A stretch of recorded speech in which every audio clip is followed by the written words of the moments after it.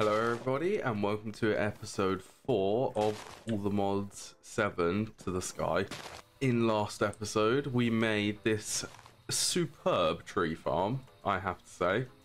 This thing generates quite a bit of logs actually. I need to hook it up to the applied logistics, so I'll do that at some point, but very happy with it. I also integrated this turbine with a computers craft program in last episode. Now it fills up this energy cube, and if the energy cube is full it will turn off the reactor and the turbine. In today's episode though, what do I want to get up to?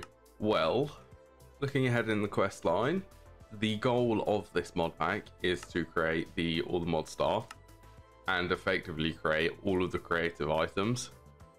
That is the end goal. This is the recipe for the All the Mod star.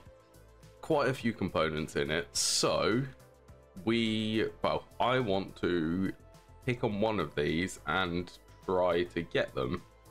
Okay, the mod of choice I'm going to pick is Botania. Let's begin Botania. The first thing to make is the electrical Botania. This basically tells you all of the recipes and all of the items in Botania. Everything is condensed inside this book.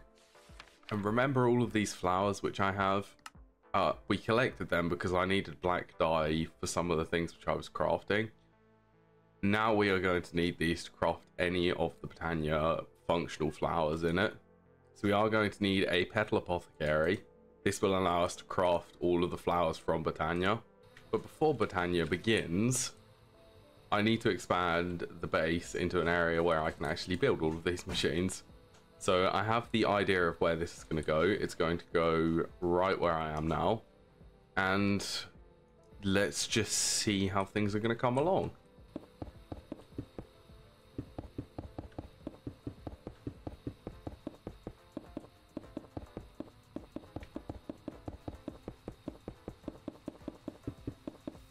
There's just a casual creeper in my base. Okay, back to building.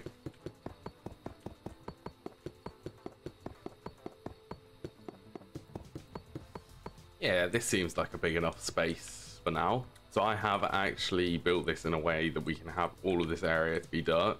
Now that we've built this massive area for Botania, we can now start using it. The first thing which we can place down is going to be the petal apothecary. And then we're going to have a sink next to it so that we can actually fill this petal apothecary with water. Then 4 of these flowers plus a seed will produce a pure daisy. I always do these in 2s. These can now be placed on any dirt or grass block. And to begin these to start crafting some living rock and living logs, you just need to place blocks around them. Stone for living rock and oak or any log for the living wood. After a minute will pass, these will transform into living and living logs. Living rock, lovely. And the living wood logs, good stuff. We can also follow along these quests. Next thing which we need to make is the Manapool, a wand of the forest, and a mana spreader. The wand of the forest just takes some of the living logs which I've made and any of the types of petals which we have. In this case we're going to make out of green because I have the most green petals. Manapool is nice and simple. 5 living rock in a crafting table equals a Manapool. This is where we store the mana which we're going to end up producing. And I'll make a couple of mana spreaders using the living logs again. To actually start producing mana, there are a few ways to do it this early on, but the one which we're going to pick is going to be the endo flames. These are the easiest thing to actually produce mana for us. And the recipe for the endo flame is 2 browns, 1 red and 1 grey, plus a seed.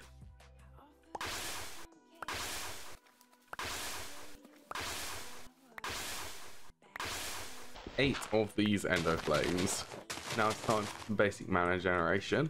I'm going to have the endo flames arranged like this so that we can have 4 more of them placed like this in this grid array. This is the simple automation which I'm going to be setting up for this.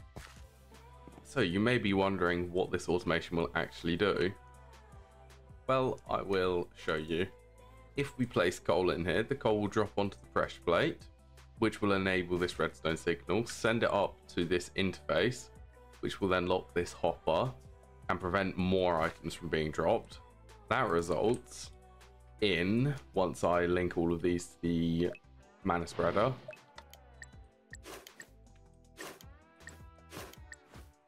it will continue dropping items, and it will basically lose one item every 5 minutes, which in the grand scheme of things, I don't care. So we're producing mana now, and it's currently being stored inside this mana pool. Now that it's completely hooked up to the ME system, it will now draw coal from there, and coal is basically infinite because it comes from the sieves. So coal is not an issue. Look at how tall that sugarcane is. I've only just noticed that. So what is it we want to do with this mana? Well, for the quests, it wants alchemy catalysts. We need to get the Runic altar for Terrestrial, and we're going to need it for some of the runes for the All the Mod Star. So for this, it wants mana steel, mana diamond, mana pearl, mana string, and mana glass. Right, iron will produce mana steel, diamonds will produce mana diamonds, string produce mana string, glass is mana glass, and then ender pearls produce mana pearls. Then we need a runic altar. The runic altar is really simple, just 5 living rock, mana pearl, or a mana diamond. So then this runic altar, let's place it like here. Yes, this runic altar looks very weird, but this will allow us to produce the runes, and this will also allow us to produce this terrestrial agglomeration plate. Now I want to automate this and the mana pool using applied energistics, so that's going to be fun to do this. The way I'm going to automate this mana pool is going to be an open crate with a pattern provider on top. I'll rotate this so that it's facing into the open crate, because this will drop anything which gets in its inventory. We then need a way to collect the items which are going to be on this mana pool, and the way I'm going to do it is going to be an advanced item collector. So this should collect any items which fall on the ground, but we need to filter this to the items which we're actually crafting, because we don't want this to pick up, let's say, iron. So these are only a handful of the things which we can actually craft in the mana pool, but this should be good enough to get us started. So if I request 10 mana steel, just like that, we have mana steel. It's fully integrated in applied energistics. I love applied energistics. The next bit of automation which I'm actually going to set up is going to be automated living rock and living logs. To do that, I've decided to use ME annihilation and formation planes mixed with some storage buses and storage drawers, so this is completely passive. How do you all think I have this set up wrong? Can you guess yet? I have them around the wrong way. Logs in here, living rock here. Yes, it works now. Yep, so after all of that, we now have it set up in the ME system. Beautiful. Now this can run passively, and once these reach the limit of the draw, then all of this setup will basically stop. Right. Shall we actually work on now setting up the terrestrial? This is the way you set up this terrestrial agglomeration plate. Then we can have a spark on top. Then we connect that to this mana pool for now. This one's going to be serving for the input. And since I'm having such a fun time doing this, we'll set up also automation for the terrestrial agglomeration plate.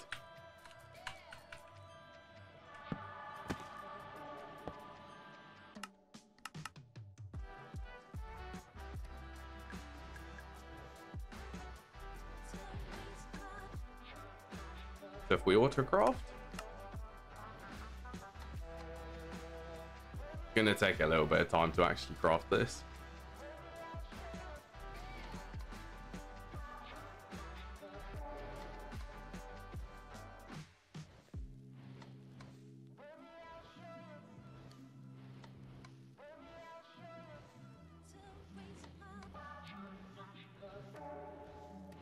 one Terrestrial, and then I'll actually set this to whitelist Terrestrial. Just like that, we can craft Terrestrial now. I need to upgrade the mana production, and the way I'm going to is going to be one of the Entropinium flowers. The Entropinium, when TNT explodes in air, it will generate a big burst of mana. But to get this, I need runes. I need higher tier runes, which is why I've added all 3 of these Runic altars. So this is going to be permanent, actually, these will be. And then we'll be able to rebuild this. Probably not rebuild that. I'll build the Entropinium mana production over here. And then I also need the Terrestrial to go to the Elven Gateway. I need to make that. So I have a few things to do before we actually get there. I'm still crafting up these runes to improve mana production. That's what we're going to prioritize first. Now we should be able to craft up one of these Entropinium flowers. And this flower, I pretty much never use this one because it requires to use TNT. So this could go really well or really badly. We might end up losing it. I'm going to make it into a floating variant, so we won't need to place any grass blocks down. Now I need to set up the TNT producer for this, and we also need to place it, then ignite the TNT. Well, the TNT I'm going to be placing with a formation plane. We'll then have an interface here. TNT is super easy to make. Sand we have passive, and gunpowder, I'm going to work on that. But we can get that from creepers from deep mob learning. Okay, and since we are going to be nervously having to have live TNT in the base, this is going to be a timer. Let's set this to 100 seconds. Okay, I have it set to 1,000 seconds, so it's going to take a while. Then I'm going to basically start timing things. So let's work on setting up this so that we can start producing TNT.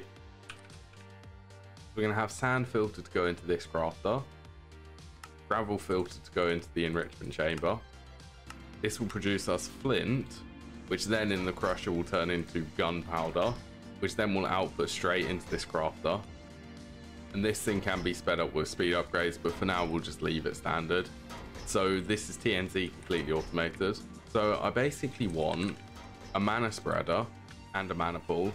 And for this mana pool, I will read the level in the mana pool using this comparator. And then this is basically a turn off for this timer. Once the mana pool gets up to a certain level, it will emit a redstone signal, then turn off this timer for lighting the TNT. To get this whole thing going, which makes me a little bit nervous, all we need to do is power this. TNT has been placed. Okay, well let's time it. It's got 9,000 ticks left. I will power this.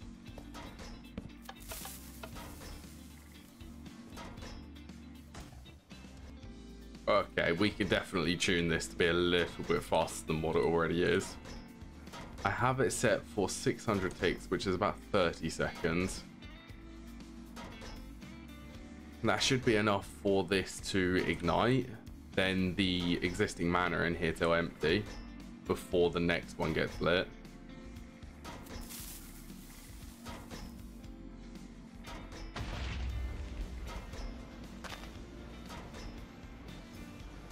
I reckon we could do every 300 ticks. I'm gonna watch this just in case. Actually, this Entropinium has actually been one of the easiest flowers to set up. Every 250 ticks, TNT with a mana spreader. That's all it needs. And like I said, once this gets to a certain level of mana in there, it will disable the timer so that it won't produce any more. The next thing in Botania which we need to go and do is an Elven Gateway, so that we can actually start producing some of these Elven items. To do so, we need to craft an Elven Gateway core. This is the multi-block which we need to make. I'm going to do the Elven Gateway here. Yes, this is the incomplete, inactive Elven Gateway core. To actually begin this, we need to craft 2 more Manapools. You can place them pretty much anywhere. I'm going to place them there for now. Then we need to craft up 2 of these mana pylons. Yeah, 2 mana pylons, then Natura pylons. Upgrade them to Natura pylons. Then I basically need to fill up these mana tablets and then fill up these 2 mana pools. We want these to be about quarter of the way full. Okay, first one. That should be enough mana for this. I'm going to craft up some mana pools. Is it going to start? Yeah, so it just took some mana out of mana pools.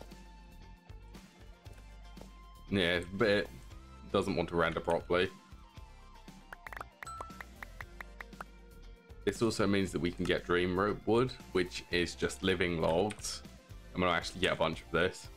They're just living logs thrown into the Elven Gateway. This is used for the next tier of mana spreader, the Elven mana spreader. And Elementium is 2 mana steel to 1 Elementium, which means that this lovely thing can be upgraded.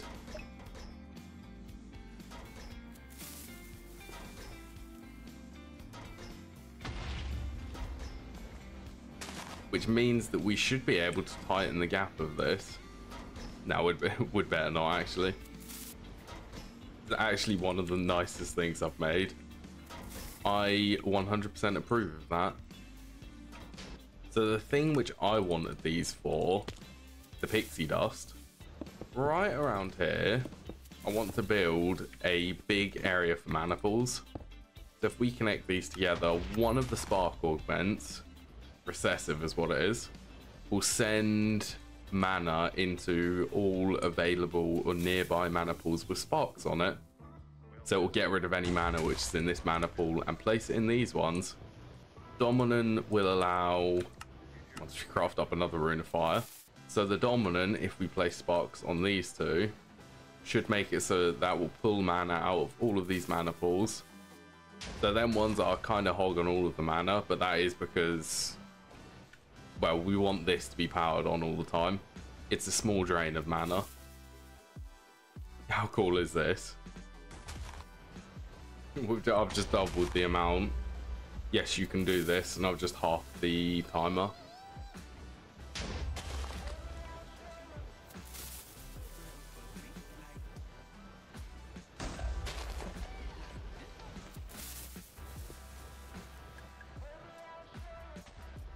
That's a lot of mana production.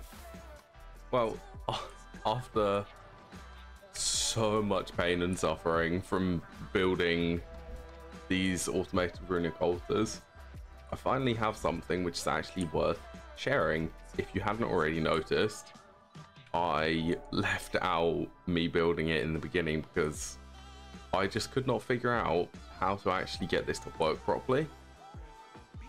But like I said, after figuring loads of stuff out and spending, I don't know, about 4 hours testing loads of things, I finally have something which works. And it is so overcomplicated, but I will try and explain how this all works for all of you. So when this crafts something on the runic altar, the items will drop, then the living rock will drop last. Once it crafts, the items will shoot out of the top, the runes basically. They don't get used, which for this setup causes absolute chaos for auto crafting, because the runes will come up, the hopper hocks which I had did not pick them up quick enough, and they'd end up going back on the runic altar like this, which is not good for auto crafting. So all of this redstone logic fixes everything. So when it detects that it's crafting, it will emit a redstone signal. When it's ready to craft, these 2 will light up, which will turn on this timer to finish the craft. Over here, it will then reset the pattern provider, once the craft is finished, to send the next craft. And over here it will send a redstone signal with a pulse expander. So this will last for 1 second into this redstone link.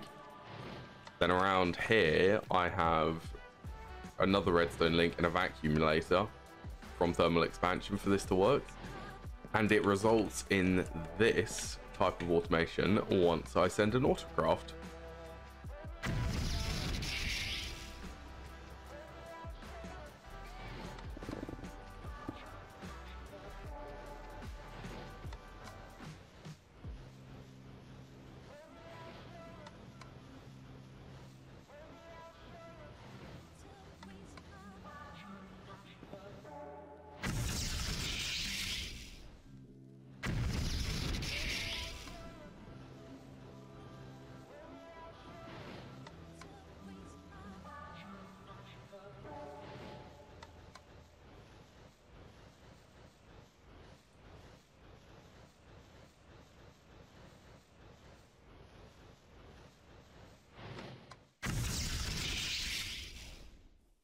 See, it now works properly and is now worth sharing. So if you guys and girls and others want to copy this, this is the setup which I'm using. Everything inside this area, so it's a 3 by, what will this be? 3 by 1, 2, 3, 4, 5, 6, 7 plus the Runic altar. This is how I have this set up. Like I said, overcomplicated because the runes in this version don't get used up when you craft a higher tier rune, which uses one of the runes. So I'm glad that I could share this. But this is probably a good time to wrap up the episode. I hope everyone has enjoyed as much as I have enjoyed playing this. It has been super fun setting up all of this Botania automation, and this stuff is going to be used for the goal, which is the all the mods star. So I hope you all enjoyed, and I hope to see you all again some other time. Bye bye everyone.